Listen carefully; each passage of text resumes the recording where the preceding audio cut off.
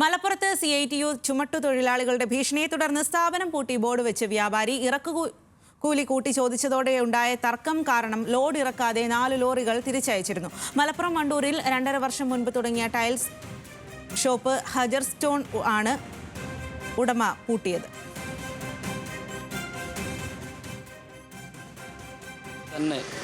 ഈ സ്ഥാപനത്തിൽ ഈ കേരളത്തിൽ ഏറ്റവും കൂടുതൽ കൂലി കൊടുത്ത് ഞങ്ങൾ അൺലോഡ് ചെയ്യുന്ന ഒരു സ്ഥലമാണ് മലപ്പുറം ജില്ലയിലെ വണ്ടൂർ പ്രദേശം. ഇനിയും കൂലി വർദ്ധിപ്പിക്കണമെന്നാണ് ഇവർ ആവശ്യപ്പെടുന്നത്. ഞങ്ങൾക്ക് ഇനിയും കൂലി വർദ്ധിപ്പിച്ചാൽ ഞങ്ങൾ ഈ സ്ഥാപനം മുന്നോട്ട് കൊണ്ടുപോകാൻ സാധിക്കില്ല. ഇപ്പോൾ തന്നെ ഈ വണ്ടൂർ പഞ്ചായത്തിൽ തന്നെ 3 സ്ഥലങ്ങളിൽ 3 റേറ്റാണ്. ഞങ്ങളെപ്പോലെ പല സ്ഥാപനവും ഈ വണ്ടൂർ പഞ്ചായത്തിൻ്റെ വിവിധ പ്രദേശങ്ങളിലുണ്ട്. അവരൊക്കെ ഞങ്ങൾ കൊടുക്കുന്നതിലും വളരെ കുറച്ചാണ് ലോഡിംഗ് ചാർജ്. ഇതിൻ്റെ പകുതിയാണ് അവർ കൊടുക്കുന്ന ലോഡിംഗ് ചാർജ് ഈ പഞ്ചായത്തിൽ തന്നെ നിലനിൽക്കുന്നത്. അപ്പോൾ ഞങ്ങളെ സംബന്ധിച്ചിടത്തോളം ഇനിയും ഞങ്ങൾ ഇവർ ലോഡിംഗ് ചാർജ് വർദ്ധിപ്പിച്ചു കഴിഞ്ഞാൽ ഞങ്ങൾ ഇവിടെ പിടിച്ചു നിൽക്കാൻ പറ്റാത്ത സാഹചര്യം ഉണ്ടാകും. അതുകൊണ്ടാണ് അവരിങ്ങനെ ഒരു ആവശ്യം നമ്മൾ മുന്നിൽ വച്ചപ്പോൾ നമ്മളവർ നിരന്തരമായി ഞങ്ങളെ പ്രയാസങ്ങളും ഞങ്ങൾക്കുണ്ടാകുന്ന നഷ്ടങ്ങളെക്കുറിച്ചൊക്കെ അവരെ ബോധ്യപ്പെടുത്തി. എന്നിട്ട് അവർക്ക് മനസ്സിലാവാത്തതിൻ്റെ അടിസ്ഥാനത്തിലാണ് അവരെ നേതൃത്വത്തെയൊക്കെ അറിയിച്ച് ബോർഡിനെയും അറിയിച്ച് എന്നിട്ടും പരിഹാരം കാണുന്നതിൻ്റെ അടിസ്ഥാനത്തിലാണ് ഞങ്ങളിങ്ങനെ പൂട്ടാനുള്ള തീരുമാനങ്ങൾ എടുക്കുന്നത്. കൂടുതൽ വിവരങ്ങളുമായി ശാന്തകുമാർ വെള്ളാലത്താണ് ചേരുന്നത്. ശാന്തകുമാർ, വലിയ തരത്തിലുള്ള ആരോപണമാണ് ഇപ്പോൾ ഈ ഒരു ടൈൽസ് ഷോപ്പ് ഉടമ പറയുന്നത്. ഇറക്കുകൂലി ചോദിച്ചതിലുണ്ടായ തർക്കം എന്നുള്ളത് ഏത് രീതിയിലാണ് ആ തർക്കം അവിടെ നടന്നത്? പരാതി എങ്ങനെയാണ് നൽകിയിരിക്കുന്നത്?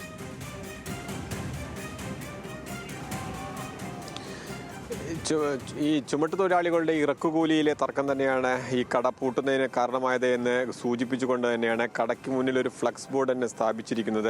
അതിൽ വിശദമായി കാര്യങ്ങൾ എഴുതി ചേർക്കുകയും ചെയ്തിട്ടുണ്ട്.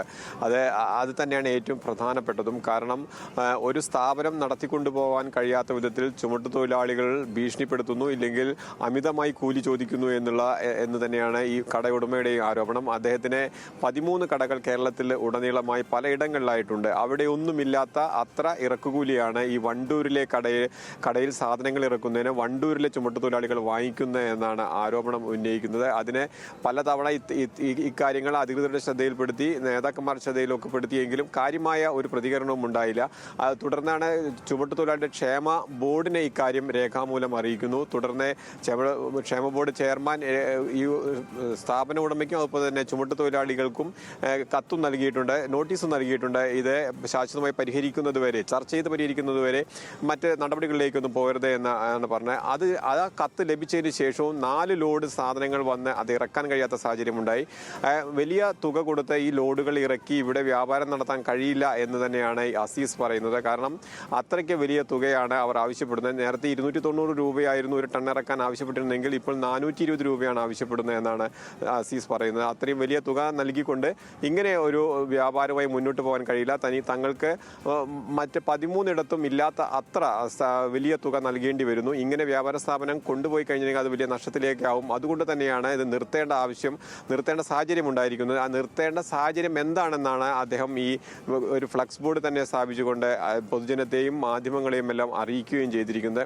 അതാണ് ഇപ്പോൾ ഏറെ വിവാദമായിരിക്കുന്നത്. ഇത് CPM-നും അതുപോലെ തന്നെ ഭരണപക്ഷത്തിനും എല്ലാം വലിയ നാണക്കേടുണ്ടാക്കുന്ന ഒന്നായി മാറിയിട്ടുണ്ട്. CPM-ന്റെ വണ്ടൂർ ഏരിയ നേതൃത്വം ഇക്കാര്യത്തിൽ ഇടപെടുമെന്ന് അറിയിച്ചിട്ടുണ്ട്.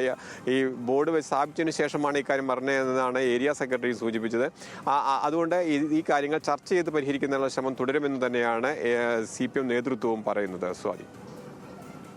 ശരി ശാന്തകുമാർ, മലപ്പുറത്താണ് ഇത്തരത്തിൽ CITU ചുമട്ടുതൊഴിലാളികളുടെ ഭീഷണിയെ തുടർന്ന് സ്ഥാപനം പൂട്ടി ബോർഡ് വെച്ചിരിക്കുന്നത്. വ്യാപാരി ഇറക്കുകൂലി കൂട്ടി ചോദിച്ചതോടെയുണ്ടായ തർക്കം കാരണമാണ് ഇത്തരത്തിൽ ബോർഡ് വെച്ചത് എന്നാണ് വ്യാപാരിയുടെ വിശദീകരണം.